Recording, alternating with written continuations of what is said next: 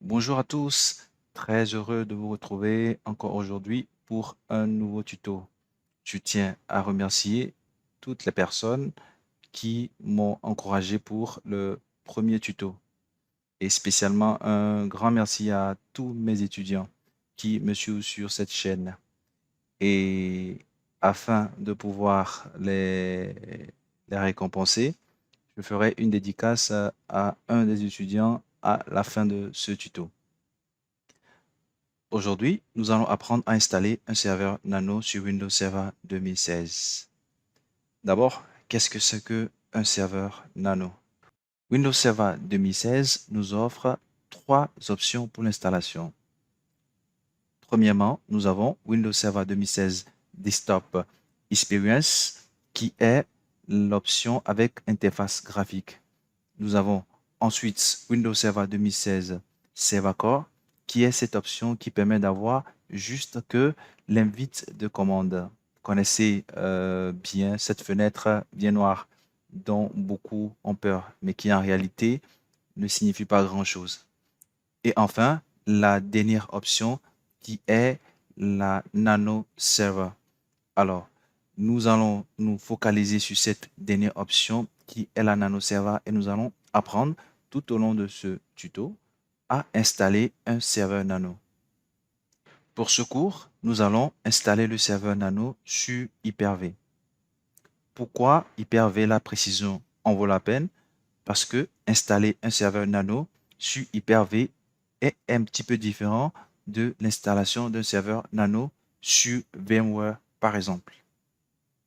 Donc, pour cette installation, je vous propose 5 étapes. La première, d'abord, nous allons ensemble télécharger l'image ISO de Windows Server 2016 sur le site de Microsoft. Ensuite, nous allons monter cette image ISO et copier le répertoire Nano Server que nous allons déplacer sur notre disque C. La troisième étape va consister à importer le module Nano Server Image Generator qui est présent justement dans un dossier qui porte le même nom dans le dossier Nano Server que nous allons déplacer tout à l'heure. Ensuite, nous allons créer un disque virtuel qui va contenir déjà le système d'exploitation Nano en exécutant un script que nous allons voir tout à l'heure. Ensuite, nous allons créer proprement dit une machine virtuelle à laquelle nous allons ajouter le disque que nous allons créer à l'étape 4. L'installation du serveur Nano sur une machine virtuelle est un tout petit peu différente de la façon dont nous installons ou nous créons habituellement des machines virtuelles.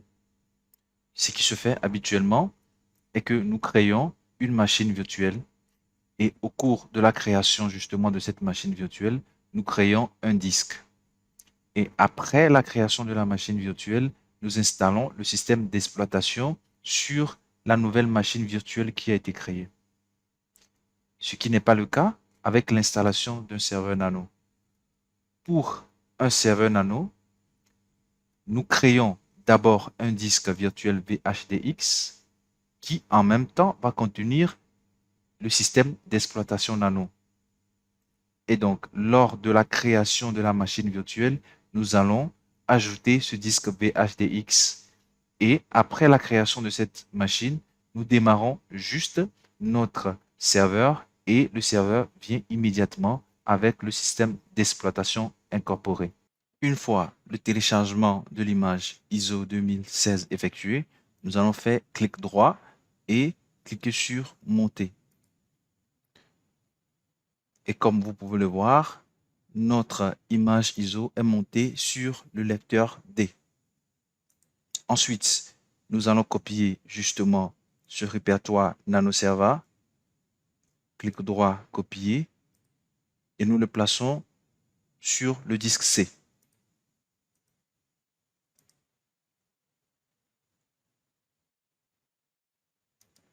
Bien, la copie étant terminée, nous allons découvrir le contenu du répertoire NanoServer.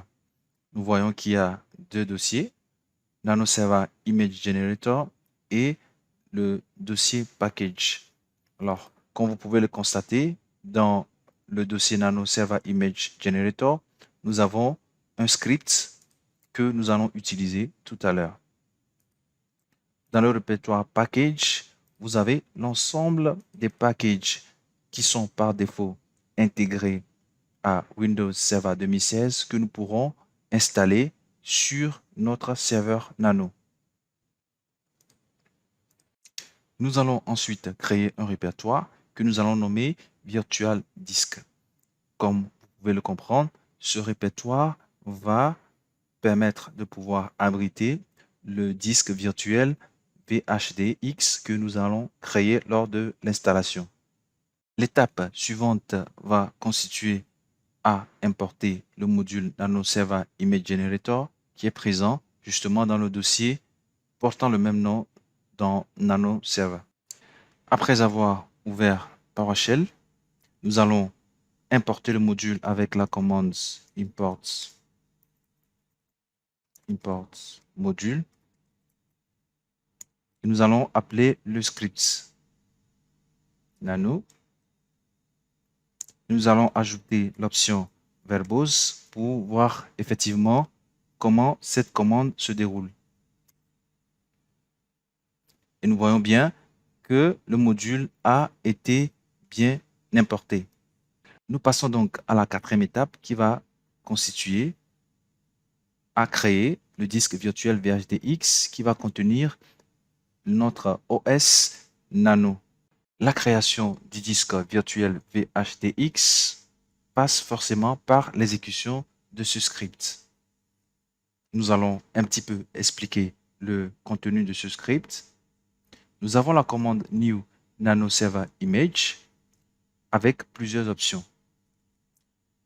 L'option MediaPath permet de pouvoir spécifier le lecteur sur lequel nous avons monté justement notre image ISO 2016 que nous avons téléchargée tout au début du tuto. Comme vous le savez, Windows Server 2016 a plusieurs éditions, comme par exemple l'édition essentielle, l'édition standard et l'édition Data Center. Dans ce tuto, nous allons utiliser l'édition standard. Ensuite, nous allons utiliser l'option Guest comme le type de déploiement. Comme déjà dit initialement, nous allons, grâce à l'option Target Path, spécifier le répertoire dans lequel nous allons créer le disque virtuel VHDX. Ici, nous avons nommé le disque virtuel nanoserver.vhdx, mais vous pouvez le nommer comme vous le voulez. L'option Computer Name permet tout simplement de spécifier le nom que nous voulons donner à notre serveur Nano. L'option Storage permet en réalité de pouvoir installer le rôle de serveur de fichiers sur notre nouveau serveur Nano.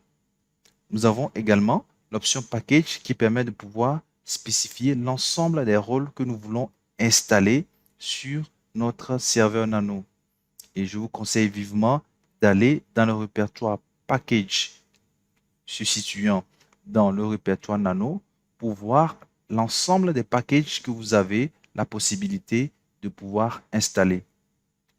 L'option Administrator Password nous permet tout simplement de pouvoir définir le mot de passe que l'administrateur va pouvoir utiliser au démarrage de la machine Nano. Nous passons donc à l'exécution de ce script. Nous copions et collons le script et ensuite nous l'exécutons.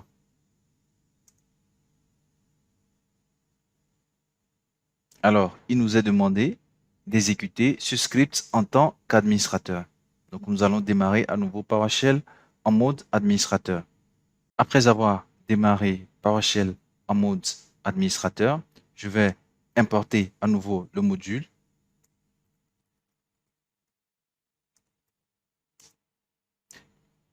Et ensuite, recoller et exécuter la commande.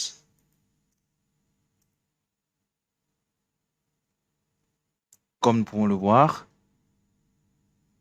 le voir, l'exécution du script est en cours.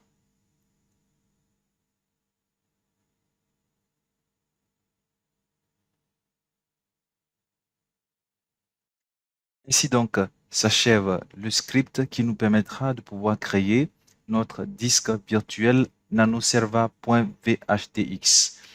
Nous allons donc nous rendre justement dans ce répertoire pour voir si vraiment le disque VHDX a été créé. Comme vous pouvez le constater, nous avons notre disque VHDX NanoServa qui a été créé. Nous passons donc à la prochaine étape. Nous passons donc à la création de notre machine virtuelle. Donc, nous créons une nouvelle machine virtuelle que nous nommons NanoServa 2016. Nous allons considérer la génération 2. Il nous est demandé ici de spécifier la mémoire de démarrage. Par défaut, je prends 1 méga, tout en prenant soin de cocher « Utiliser la mémoire dynamique ». Je vais choisir un connecteur.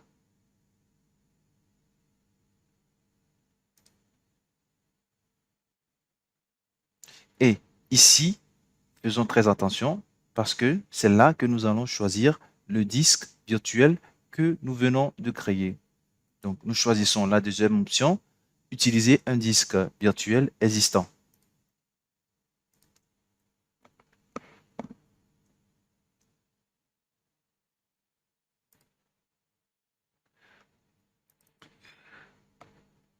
Nous allons donc dans le répertoire NanoServer, Virtual Disk et nous choisissons notre disque virtuel NanoServer VHDX. Suivant, terminé. La machine virtuelle étant donc créée, nous allons la démarrer. Nous avons ainsi notre serveur Nano opérationnel. Alors, nous allons nous authentifier. Administrateur. Administrateur. Si vous avez un système d'exploitation qui est en anglais, utilisez plutôt Administrator. Et nous allons mettre comme mot de passe celui que nous avons défini dans le script, à savoir passwords.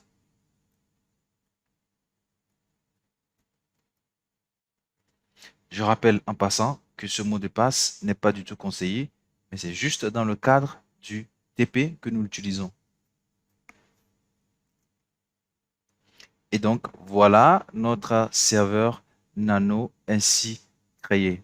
Donc, comme vous pouvez le voir, nous avons Computer Name qui est UKO Nano Server.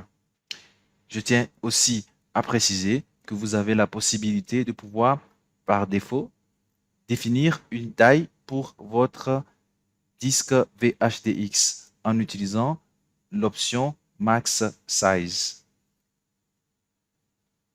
Je vous remercie de m'avoir suivi. On se dit à très bientôt pour un nouveau tuto. Le prochain tuto va consister à apprendre comment administrer justement un serveur Nano. Chose promise, chose due, je fais un coucou spécial à un de mes étudiants d'SGIS qui s'appelle Jordao. N'oubliez surtout pas, likez et partagez la vidéo, souscrivez à notre chaîne afin de pouvoir recevoir les prochains tutos. À la prochaine!